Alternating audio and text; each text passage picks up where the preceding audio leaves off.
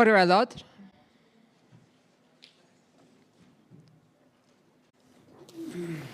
The Public Order Emergency Commission is now in session. La Commission sur l'état d'urgence est maintenant ouverte. Bonjour, good morning. Je m'excuse pour le court délai. Sorry for the short delay, Merci de votre patience. and I thank you for your patience.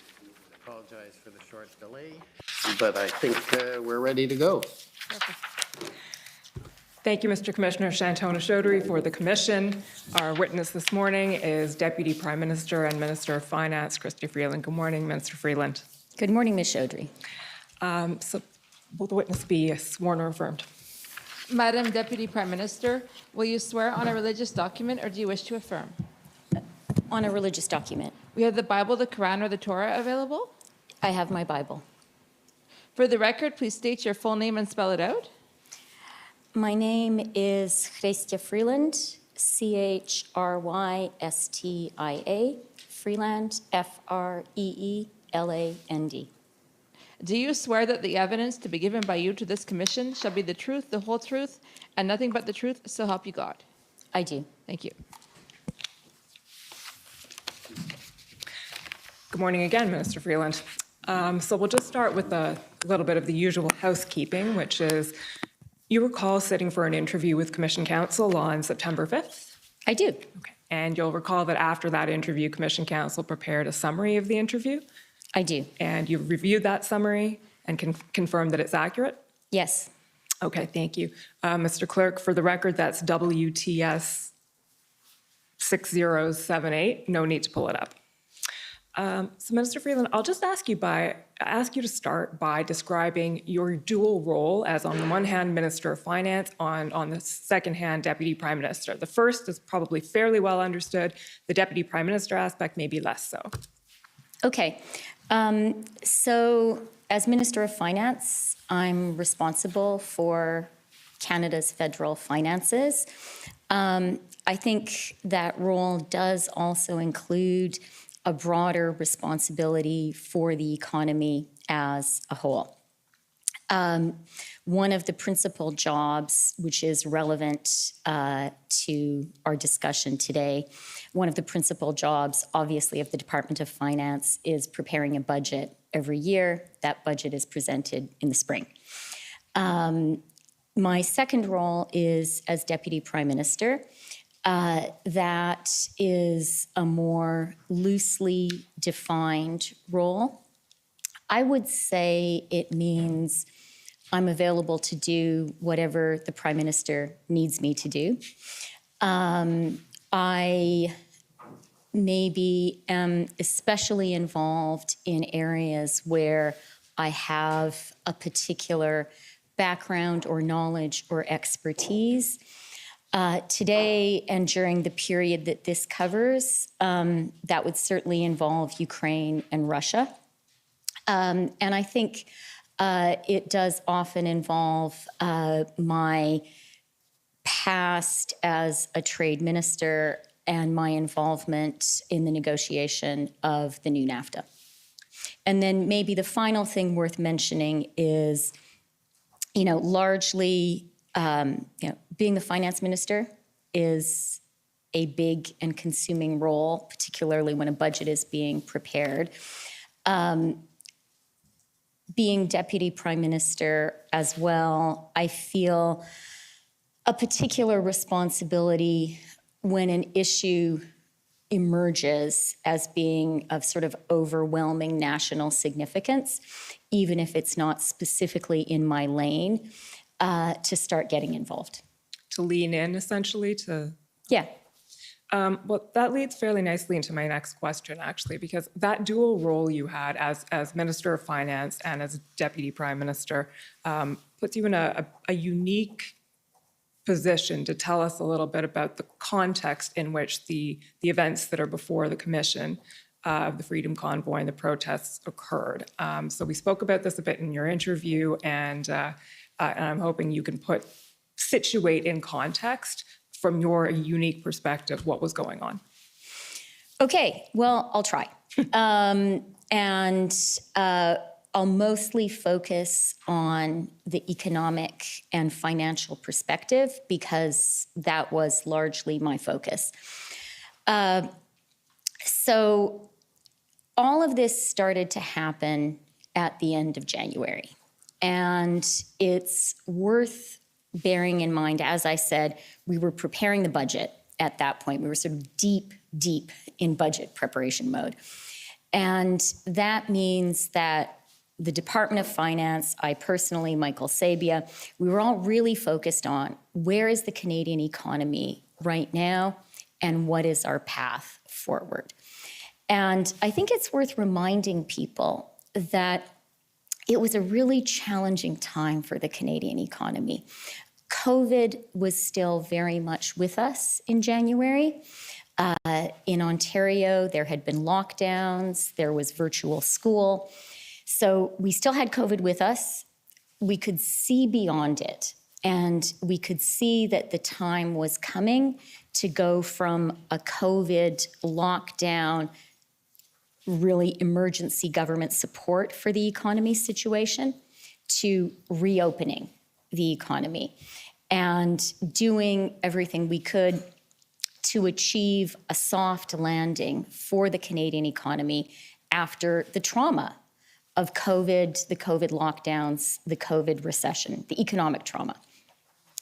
That meant that we were particularly focused in the economy on two things. One was supply chains. By now, I think it's sort of become part of the common discourse that supply chains were strained by COVID. It was maybe less apparent to regular Canadians in January of this year, but it was really apparent to us that the peculiar nature of the global economy during COVID had placed some very significant strains on supply chains. That was jeopardizing Canada's recovery from the COVID recession. In areas like the lack of semiconductors, putting real stress on our car sector, to give just one example of very specific supply chain problems that we were focused on and thinking about. The second area we were really focused on, which again has moved more into what everyday people are talking about, but we were focused on it already in January, was we could see, partly because of those strained supply chains, that inflation was elevated and rising. And so it was apparent, I think, to us that we were going to be moving from the COVID recession situation, where the challenge was, prevent the greatest downturn since the Great Depression in Canada from really taking hold and scarring the Canadian economy. That had been the preoccupation during COVID. We knew that we were moving into an environment where the challenge was reopening and elevated inflation. And how do you deal with that? And that made us particularly concerned again about the supply chains because they posed a challenge to elevated inflation. So I would say that was kind of my finance minister budget-related set of concerns. The second economic issue that I was very focused on in November, December, January, was the U.S. Build Back Better legislation, and in particular, their proposal on EV incentives. And, I realized to an Ottawa kind of maybe legal community type audience, that might seem a little bit esoteric. But the reality is, and it might seem a little bit esoteric and a little bit specific, the EV incentives as proposed by the US, and that legislation made its way through the House in the fall in the US, I believe in November.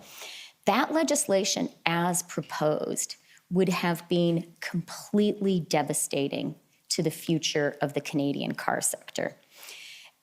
What the incentives would have done, had they been passed into law as initially proposed, is create very strong incentives for buying electric vehicles that were made in the US, not North America, just the US.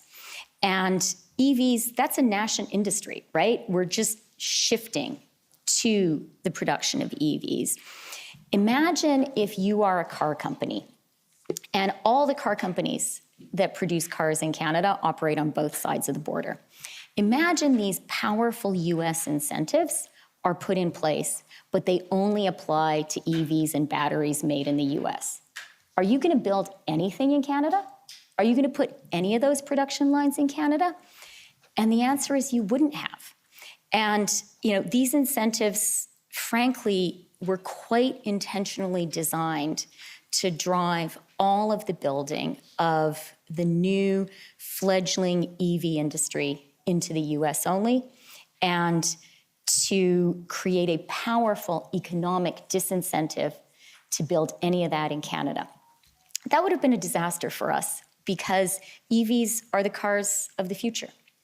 And to just give you a final kind of sense of how significant this was, at the end of 2021, Marrying, the trade minister, and I sent a letter which we made public to the US warning that Canada was prepared to retaliate at scale were this measure to be passed into law. In December, in finance, we were looking at and putting the final touches on a retaliation list, because whenever there is trade retaliation, the first step is you publish the list of things you might retaliate against. We did that during the 232 challenge, shall we say, the 232 tariff challenge. The initial retaliation list that we were looking at was going to include up to $100 billion of US imports into Canada. So that's to give you a sense of the scale that we judged this challenge to be at. Now, we didn't want to do that. We really didn't want a trade war. That would have been terrible for Canada. And so we were also negotiating. And we were talking, all of us, the Prime Minister with President Biden, Mary Ng with the USTR. I was speaking about it with Janet Yellen at the Treasury. And really, the key person emerged as a guy called Brian Deese, who is in the White House. He is the president's economic advisor.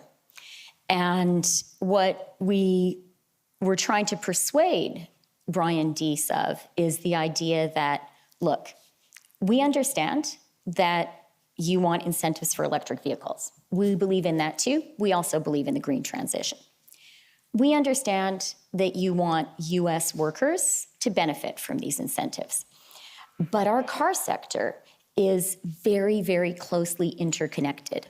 A favorite line that you'll hear every single Canadian trade negotiator who ever has negotiated mention to the Americans on this is a single car part can cross the border 6 times on the way to becoming part of a car. So we say that all the time to the Americans. And so what I said to Brian is, our sectors are totally integrated. We're not asking for a free ride from the US. Why don't we match your incentives? And you guys have incentives. We'll have incentives too, and both of us have incentives for North American-made EVs, thus creating a level playing field between Canada and the US, and frankly, a strong incentive for investment into Canada, because in that kind of an environment, Canadian-made EVs would be uniquely able to be sold into the US market. So that was what we were talking about precisely at that time.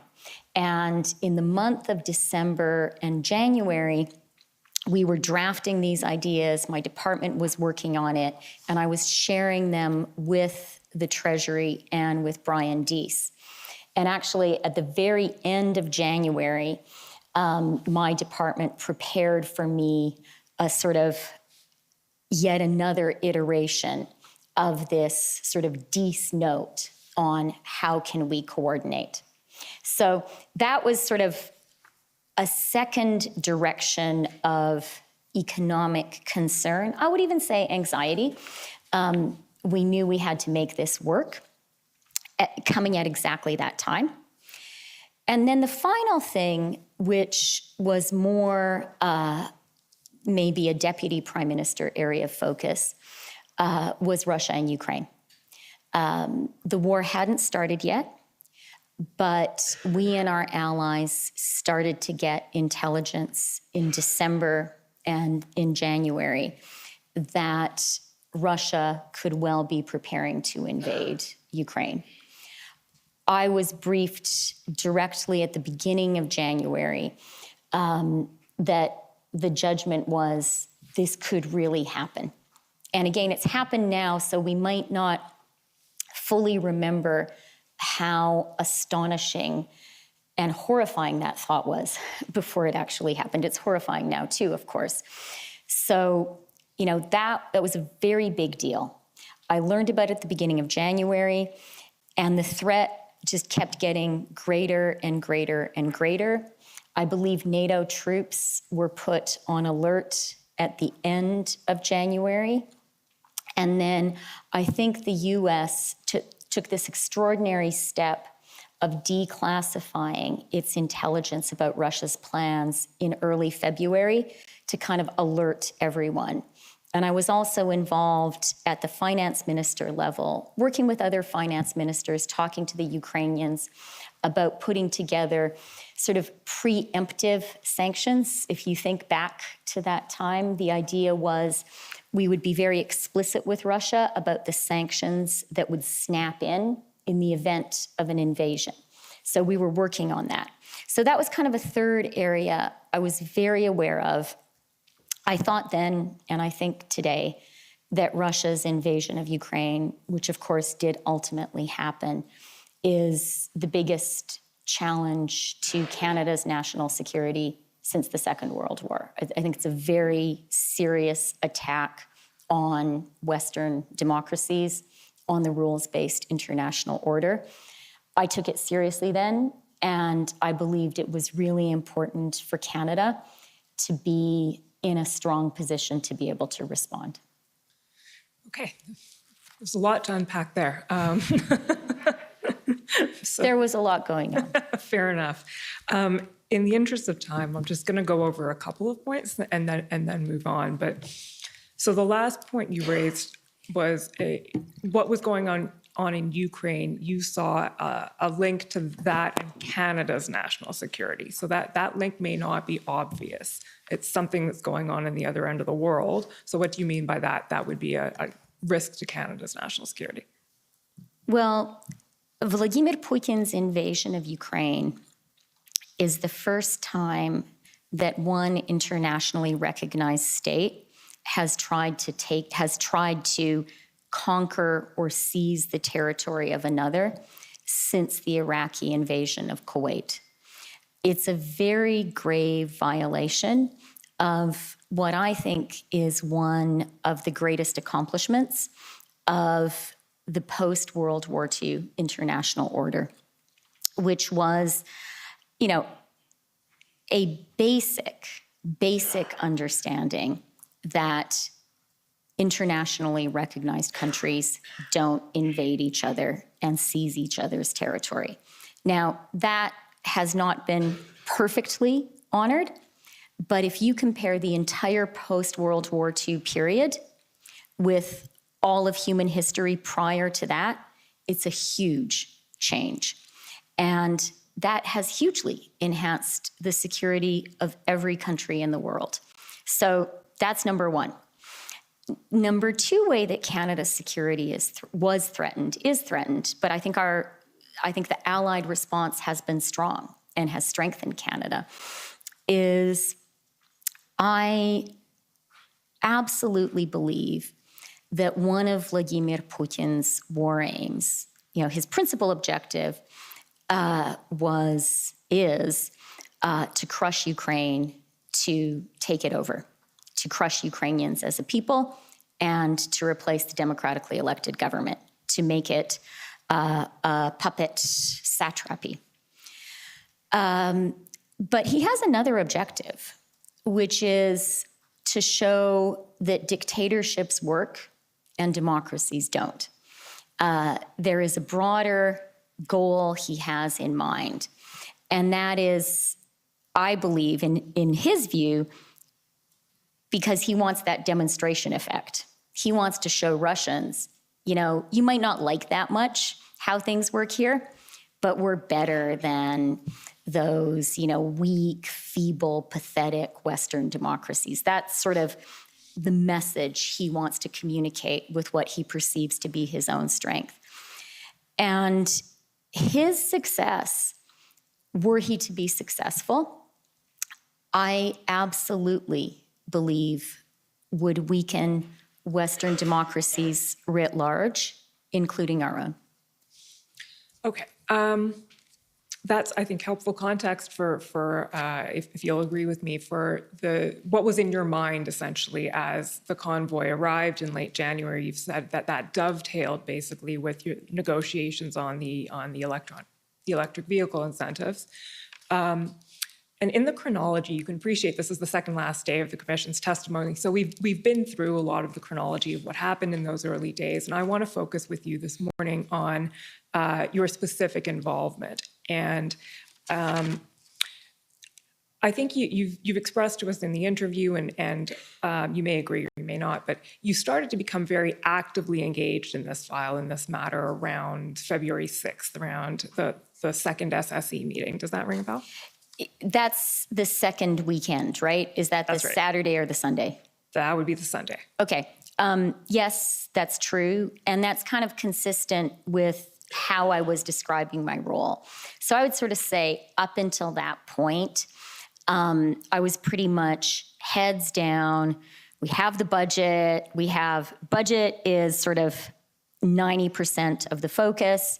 And then there's electric vehicles over here. Hope we can get a good outcome. Otherwise, it's going to be really bad. And, I've spoken with a lot of conviction a moment ago about the significance of the Russian invasion of Ukraine. But I want to remind us all, at the end of January, beginning of February, it hadn't happened yet. So that was just out there as a threat that I had in mind. So up until February 6th, 90% budget, EVs on one side, worried about Russia, Ukraine, hoping that we can put forward strong sanction ideas that will prevent it. But it was really budget, budget, budget.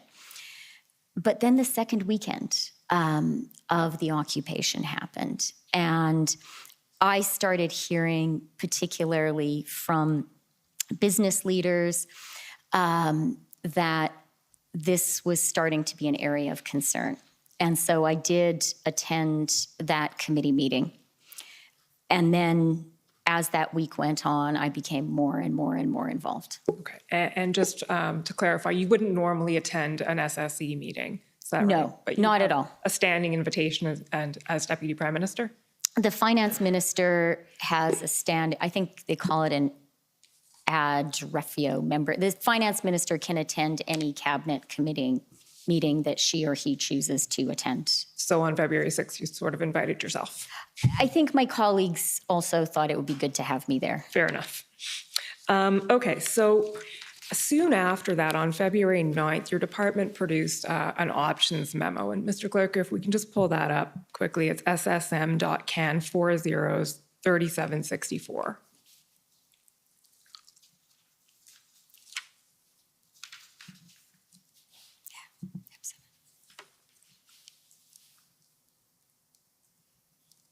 Okay, so Minister Freeland, we've talked a little bit about this already, but I'd like you to take us through the options and how this memo came about, and the two options that are outlined here, which are essentially amendments to, sorry, scroll down a bit, please, Mr. Clerk.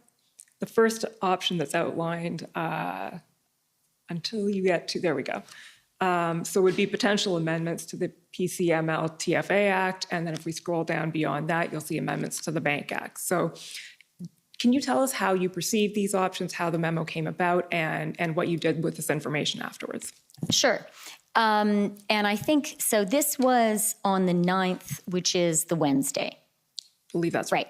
So, and that really was the crucial week from my perspective. And I think the blockade of the Ambassador Bridge began on the Monday of that week. That's So from a finance economic perspective, that escalated things exponentially. That's what made it a hugely significant economic action. And, you know, I had started to get really worried on the Sunday. I attended the cabinet committee meeting. Bridge is occupied on the Monday. I start talking very urgently with my team, with Michael Sabia and officials. And we basically go through sort of 3 thought processes. Number 1, is this a really huge problem that has risen to the level that we need to figure out a way to stop this? And by the beginning of that week, especially with the bridge blockade, we were coming to that conclusion. We have to figure out something to do. So then step 2 is, we're the Department of Finance. I think you've probably heard from other ministers. The instruction was, okay, everyone, take a look in your toolbox and figure out what tools are available to you to act on this. And so that's what we did. And we found, looking at what was in the finance toolbox, that there were basically 2 areas where there could be authority. One was FinTrack, which is the center that sort of monitors financial transactions, money laundering, terrorist financial activity. And then the second was the Bank Act. And would there be authorities under the Bank Act that could be useful in resolving the situation? So that was the 2 areas we looked at. We looked at what the existing tools available as of that moment permitted us to do. And we came to the conclusion pretty quickly that everything that could be utilized was being utilized. So then we thought, well, is there a need to legislate? And that memo outlines areas where the department said you could legislate to create this authority, or, you know, you could legislate to create these various authorities as outlined in the memo. And did you consider those viable options then? We definitely looked at them. As you know, I would say, let me say a couple of things. So on the FinTrack front, what we concluded was, you know, to put it in maybe kind of more regular terms, what we concluded, and this is something that finance officials had been thinking about for a while, is that basically the FinTrack monitoring authorities were appropriate for a 20th century economy, but not for a 21st century economy. That FinTrack, and I know you guys know this because you have been over this for hours and hours and hours, but maybe for people who are tuning in for the first time, FinTrack is not an enforcement agency. The job of FinTrack is to monitor what's going on, to both look into reports that it gets and to just kind of have situational awareness and let us know what's happening in terms of illicit financial flows in Canada. I think that's a summary I would offer you of FinTrack, of FinTrack's job. What we were sort of reminded of in looking at this is FinTrack's sort of line of sight was very blinkered. They could look into what you might call the 20th century financial system, but they didn't have authority over the 21st century financial system. And by that specifically, I mean over crowdfunding and over payment platforms. So that was a lacuna. It was well known that it was a lacuna, but there hadn't been an urgency to act. And the memo identifies this is an authority that we think FinTrack should have, and you could legislate to create that authority. Subsequently, as we all became FinTrack experts very quickly, or thought we were becoming FinTrack experts very quickly, we understood that regulatory authority would be sufficient to grant FinTrack these additional powers. And as you know, that's what we ultimately did. So FinTrack, one area. And then second area, which is outlined in this note, is could the Bank Act be used to allow the banks to effectively freeze accounts? That's basically what the memo discusses, and it discusses what would be the different authorities which would allow that. And so those were the options that were developed there.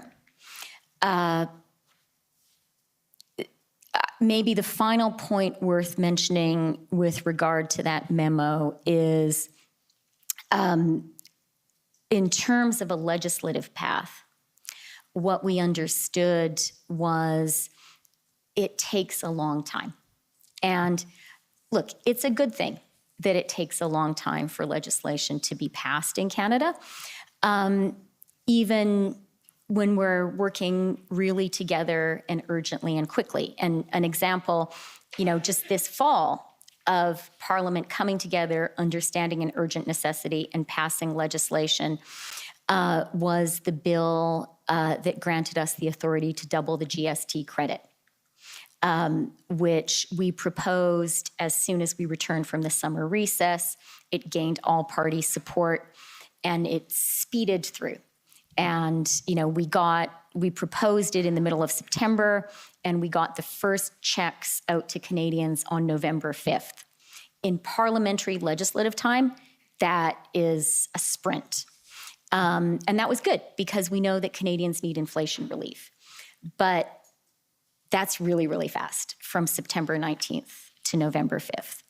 So, and that's just one real life example where there was urgent action by Parliament and the Senate and the House and the Senate. And so while we looked at what the legislative options could be, we quickly understood that they would take a long time. So skipping way ahead now, but so the conclusion in the end was you did not have time to legislate. Not that, I think the short answer is yes. Basically the legislative timelines and the snowballing sort of exponentially damaging impact on the economy, they were not, the legislative timeline was not appropriate to the scale and speed with which the damage was mounting. You mentioned in the course of that you were having conversations and you were hearing from various stakeholders and business people, et cetera. So I want to spend a moment, and also U.S. officials, obviously. So I want to spend, not actually a moment, a little while going through some of the conversations that you were having. And I think the best way to do this is with the assistance of some of the documents that we have that may remind you of the specific conversations. So we'll start with Mr. Clerk, SSM.can.401255. So this is a summary of your conversation while it's being pulled up with Mr. Deese, Brian Deese, on February 10th. And you've already explained to us who Mr. Deese is, but just maybe go over that again. So would you say he's the senior economic policy advisor to the president? 100%. I would say when it comes to U.S. Executive Economic Authority. The most important person is President Biden, obviously, and his most important advisor is Brian Deese. And then, of course, Secretary Yellen is a very significant and, frankly, brilliant figure and player in all of this. And we were, maybe just as a quick footnote, I don't want to offend the Treasury, in talking about these EV incentives, we were very much in touch with the Treasury, both with Secretary Yellen and with David Lipton, who worked in the Treasury. They were very aware of our proposals, too, and supportive of them. Is Mr. Deese someone you talk to often? I try to. What was striking to me about the conversation I had with him on the 10th of February is he is a person who is very hard for Canadians to get a hold of. And actually in the fall, when we realized how significant the EV issue was, and when in my conversations with the Treasury, I really learned how important the White House and Brian Deese were, and also our ambassador, Kirsten Hillman, sort of identified to us, Brian Deese is the guy you have to talk to. And it was a real effort to develop a relationship and a dialogue with him. And an effort to get, always an effort to get him on the phone, to get him to answer an email. And I don't mean that in any way to slight him. He's an extremely busy person. In a way, the fact that it's hard for Canada to reach him is a good thing. It means we're a peace, order, and good government country, and they're not very worried about us. And so what was really striking to me was how quickly he got on the phone with me on that Thursday. It was instant.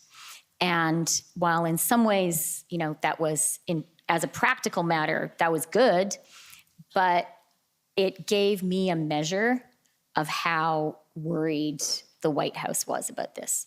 Okay, so let's look at the summary of the conversation you had with him, Mr. Clerk. If you can just scroll down to, so we can see that entire part of the email. Yeah. Okay, so starting February 10th, so this is you, Mr. Freeland, writing. You say, he called me. They are very, very, very worried. If this is not sorted out in the next 12 hours, all of their northeastern car plants will shut down. He said that he supposed that this proved the point that we'd made previously to them about how closely integrated our economies are. He did not seem to see this as a positive. He asked what he could do to help us. I said, tow trucks? Make your point about banning travel to the US for participants public. Arrange a call between the PM and the president. And then you say he was aware of points 1 and 2, tow trucks and banning travel, and said he would push on both. He was supportive of the idea of a call and would try and make it happen. So can you flesh out that summary a little bit of what Mr. Deese was conveying to you? Yeah, I mean, I think, can you move up a little bit?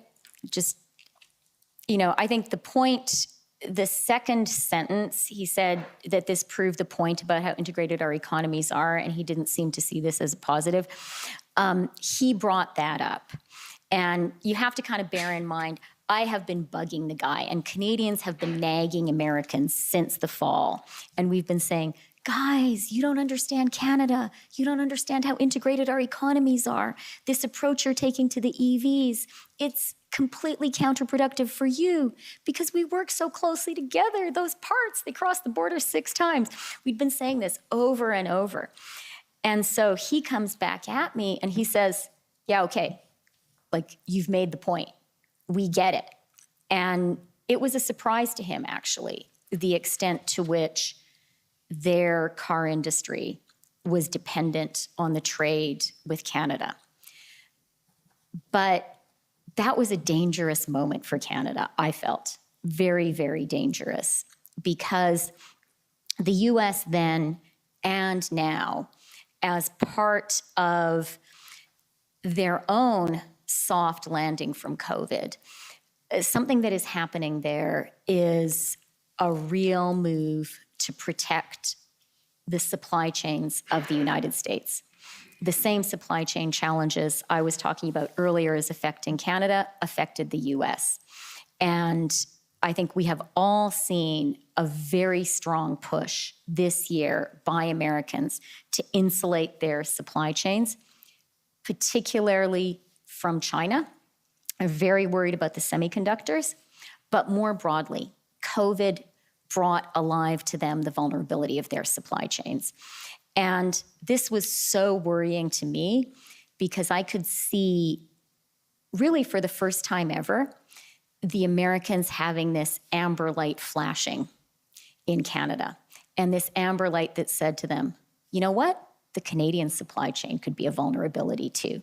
And that's a problem for us because there are plenty of Americans, both Democrats and Republicans, who would love any excuse to impose more protectionist measures on us.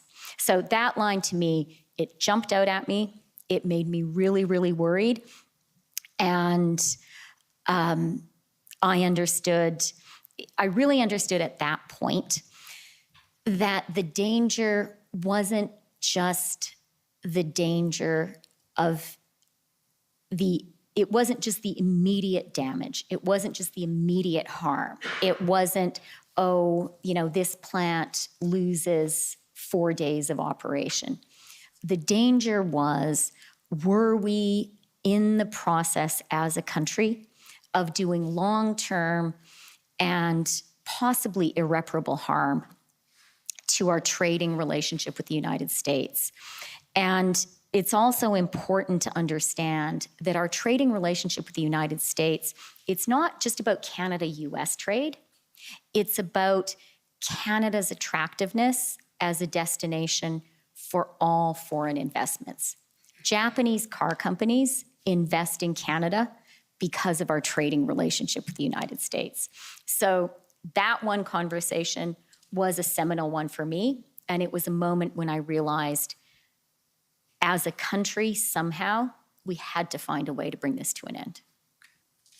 And Mr. Clerk, if you just scroll up a bit so we can see the next email there. You say one final thing, he'd like to talk to me again tomorrow and every day until this is sorted out. Did that end up happening? It didn't, because we sorted it out. So, that was a conversation on the Thursday night. You'll see from that conversation that I asked Brian to help organize a call between the Prime Minister and the President. And again, that's a very hard thing to set up. The President of the United States, the most important elected leader in the world, very, very busy guy. He also, by the way, was involved in this potential Russian invasion of Ukraine, very involved. And yet I asked for the call that Thursday. I can't remember exactly when my call with Brian happened, Thursday, sort of early evening, I think, late afternoon, early evening. The President and the Prime Minister spoke on the Friday. And then, as you know, we made an announcement on the Monday. Okay. Just going to take you back for 1 second. Mr. Clerk, can you pull that one down and go to ssm.can404175? So, Mr. Freeland, this is a text exchange you had on the 11th with Brian Clow of PMO. Yeah, okay, and that's the following day then. That's the Friday, yeah. That's the Friday. And scroll down a little bit, please, Mr. Clerk, until we see Windsor was supposed to be there. So you say, Windsor was supposed to happen today. This can't go on. We need to show some federal leadership too. So does that go back to what you were just saying? At that point, you had decided something had to be done and quickly. Yes. And also, that point Windsor was supposed to be today, I think it's worth dwelling on for a moment because it speaks, to our experience in the eye of the storm, which is that we continued to hear that action was going to be taken, and things were going to come to an end. And it seemed that that wasn't happening. And at the same time, what seemed to be happening is we had this metastasizing of the illegal blockades and occupations. So there was sort of, copycat action across the country, sort of a whack-a-mole. And that was also worrying. Okay, we'll go back to the stakeholders now, Mr. Clerk. Thank you. You can take that one down and pull up ssm.ken 404138. So this is a text exchange with Mr. Flavio Volpe. Can you Yes. explain who Mr. Volpe is? Yeah. Flavio is the head of the car parts group. He is a real leader in the car sector. I got to know him well during the NAFTA negotiations, where we had sort of a real Team Canada approach, and autos were a very important issue.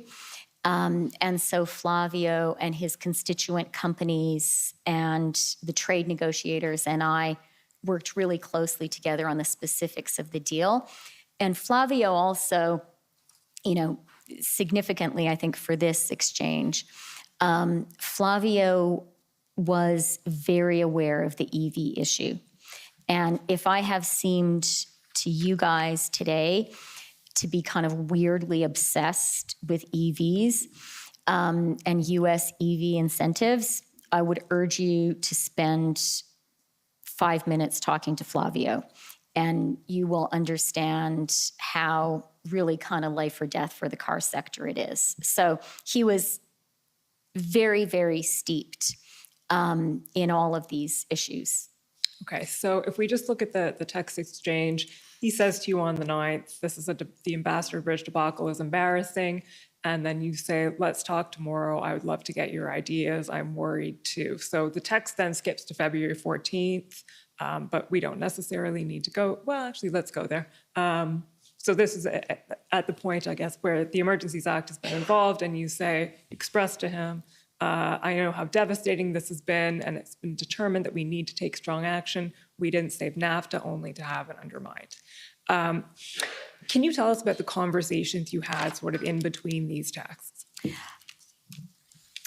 Not really, because I don't have sort of specific memory of actual things we said, and I can't even tell you 100% whether we spoke on the phone or just exchanged texts, so I don't want to pretend to knowledge of that. But, I can give you some context for that view that I expressed there, which I do remember expressing, which I think is consistent with what I've been saying earlier this morning, that all of us who had been involved in the NAFTA negotiation, very much the car sector people, but I think you'll see that I also had a text exchange with one of the steel guys. All of the industries that were very implicated in the NAFTA negotiations were aware of how Canada's access to the US market was both essential and kind of constantly fragile and in need of tending. I don't know, maybe it's like a marriage, like your whole life is based on it, but you have to take care of it every single day.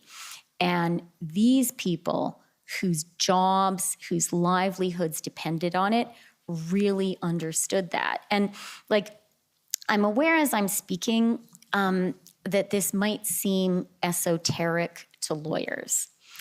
And what I really want to say is, especially for me personally, the NAFTA negotiations were kind of a bonding experience, just for me as an elected Canadian leader, with everyone who works in a Canadian car plant or a Canadian car part plant, with Canadian steel workers, with Canadian aluminum workers.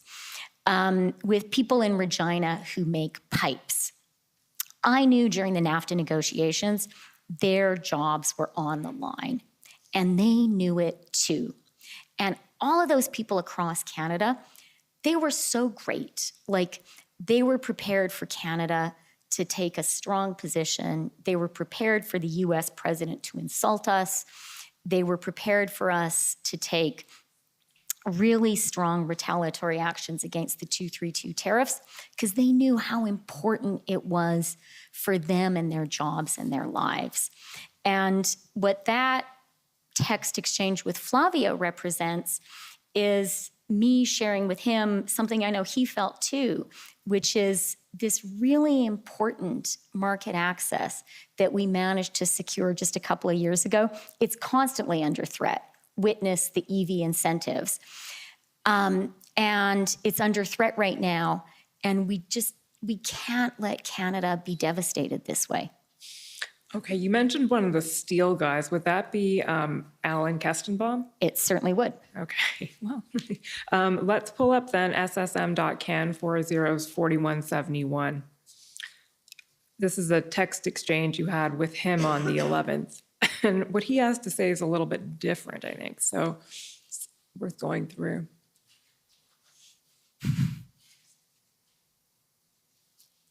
So he sends you this and he says, "Hi, Chrystia, I hope you're well. I know you have your hands full. I'm not saying anything you probably don't know, but this is really impacting us badly now, like many others. And I fear that even worse, the long-term consequences of shutting down auto plants because of lack of Canadian parts will only convince the auto companies onshore even more and relocate supplies." Okay, this is a bit annoying because it's in 3 separate documents. So, Mr. Clerk, can you take that one down and put up SSM.can 40's 4349?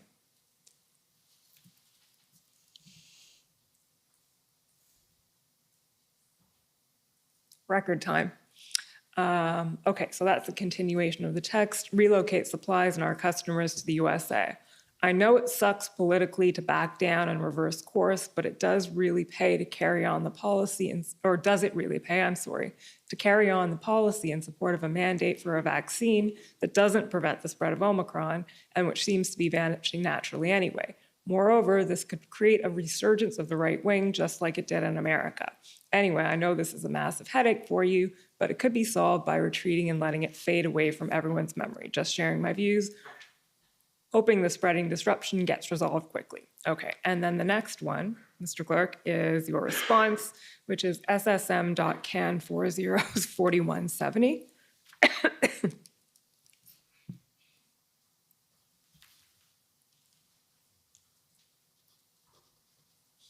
And that response is, "Dear Alan, thank you for reaching out. I share your concerns. We are determined to bring this to an end quickly, and we will." So what Mr. Kestenbaum is expressing there is the same concern and a suggestion that the solution to it is to alter the public health measures. So what was your reaction to that? For me, the salient point was the first part of his message. And, I think what he says there, and he runs Stelco in Hamilton. He is American, though, and US-based.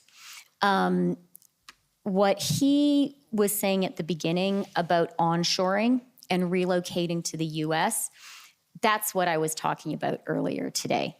And I kind of highlight that for all of us here, just to kind of make clear to everyone that for people whose bread and butter, whose livelihoods were in the US trade exposed industries, their immediate conclusion, you didn't have to think about it, the immediate conclusion from the blockage of trade was the Americans are going to respond by cutting us out. And then in terms of Alan's proposal, I didn't debate it with him. I don't think that I think that the relevant information for me from him wasn't for him to tell me what the right solution was. The relevant information for me from him was for him pointing out to me that this was a really big problem and it had to get resolved. Okay. We're now going to skip to one of the very, very crucial days in all of this chronology, which is the 13th of February. I understand that on that day you had a call with a number of Canadian bank CEOs. And I think, correct me if I'm wrong, but the chronology of that day in your world goes call with the bank, afternoon around 1 p.m., IRG meeting mid-afternoon, and then cabinet meeting at 8:30 at night. Does that sound right? It does. I'm just referring to my own chronology because there was one other meeting which is relevant, which is at 2 o'clock that day. I had a national security meeting on Ukraine. Okay, fair enough. So just to give you guys a sense of how overlapping the issues were. Okay. Mr. Clerk, if you can pull up document, I've lost my document, SSM.can 1281, please.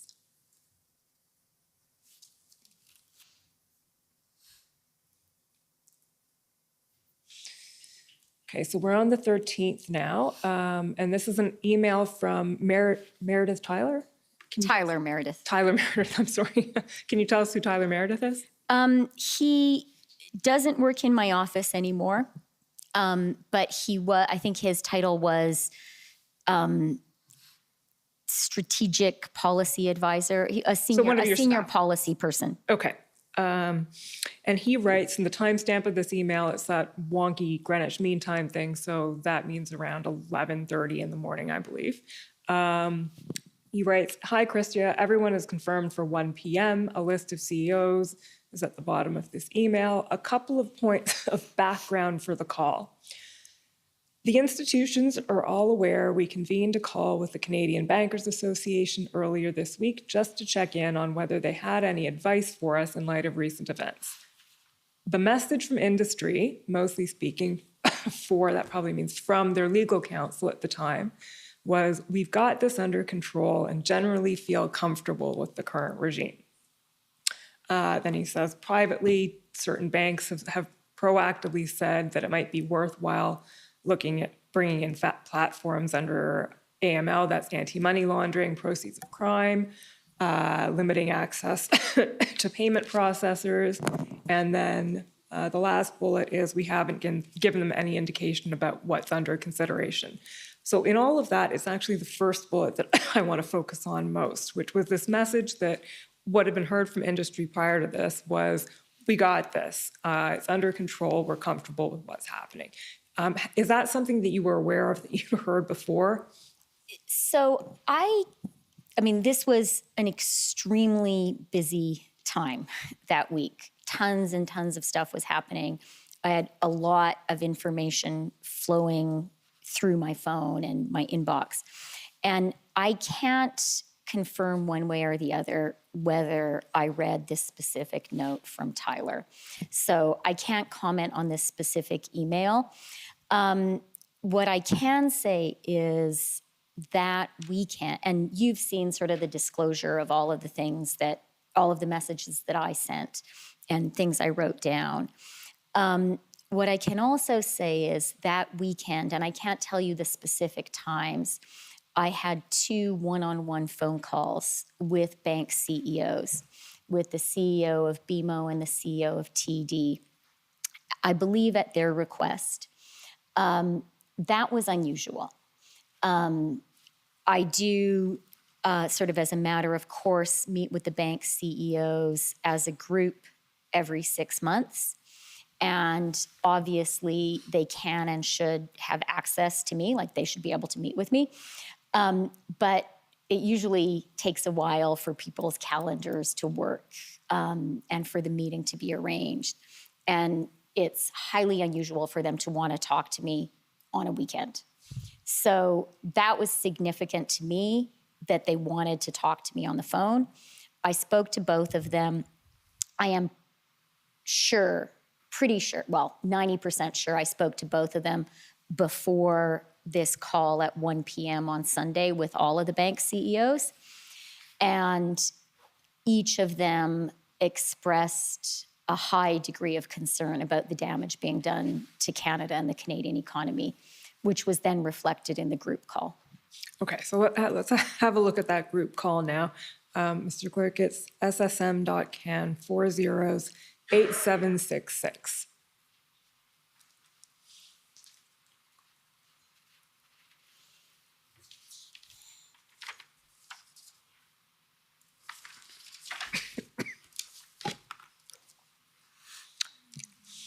So this is about a 3-page document, Mr. Freeland. I'm just going to take you to certain excerpts of it that I'd like you to elaborate on. So the first one, Mr. Clerk, if you just scroll, there we go. We don't know who's speaking here, but whoever it is, it's one of the bank CEOs, says, the big hole in our financial system is these platforms, which are effectively money service businesses that are not being regulated as such. So that these platforms refers to the payment processors, the crowdfunding platforms? I believe so. I mean, I shouldn't put words in the mouth of another person, but I think one of the messages that I recall came through in this call, and that, you know, my memory was refreshed when I looked at these notes. One of the messages from the bank CEOs was kind of what finance had concluded independently earlier in the week, which is there's this whole space where financial transactions happen that no one has any line of sight to. And that is the crowdfunding platforms, or the crowdfunding platforms, the payment systems, and then I think someone also mentions crypto later on in this call. Yeah, I think they do. That's right. So we'll just scroll down a little bit there. I'm not sure we're going to get to crypto just yet, but we are going to get to your response here where you say, I'm very prepared to come out and speak about this. This is an attack on democracy. We need to educate Canadians about this.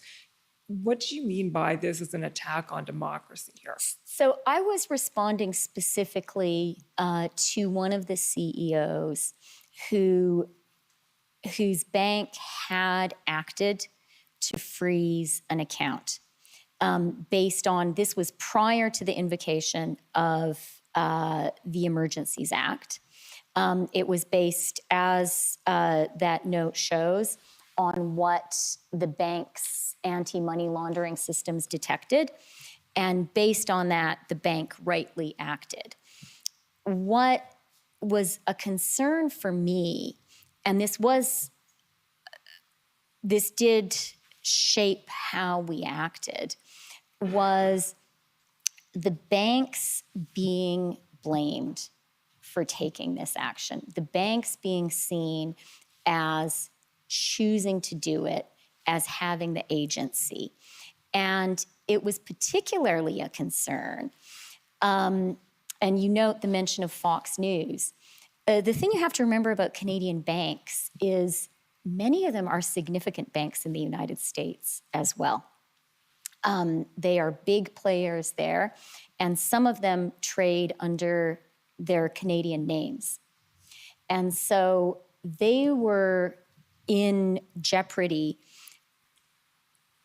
not only in Canada, but also in the United States, if they were being seen to be taking a politicized position.